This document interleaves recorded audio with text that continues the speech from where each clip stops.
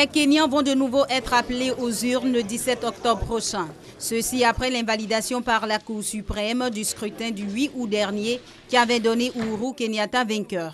L'annonce a été faite lundi par la commission électorale.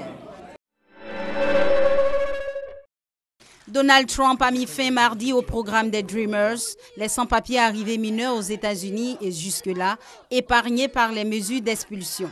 Créé par décret en 2012 par son prédécesseur Barack Obama, le programme des Dreamers concerne 800 000 personnes. Au Togo, une marée humaine de partisans de l'opposition a déferlé à Lomé et dans 10 autres villes mercredi. Depuis des semaines, plusieurs manifestations de l'opposition ne cessent de paralyser le pays. Ces partisans réclament une alternance politique dans un pays dirigé depuis 2005 par Faure Gnassingbé et la mise en œuvre de réformes constitutionnelles promises par le régime.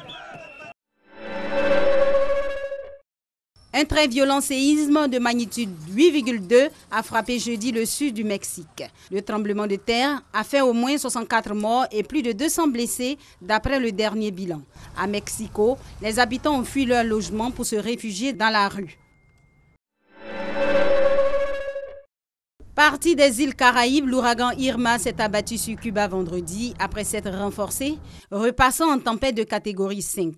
Il se dirige désormais vers la Floride aux États-Unis où 6,3 millions de personnes sont sous ordre d'évacuation.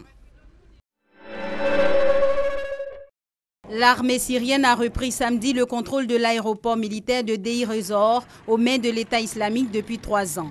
Cette victoire des forces gouvernementales intervient alors que l'Alliance des combattants arabes et kurdes, soutenue par Washington, a lancé le même jour une offensive dans l'est de cette région.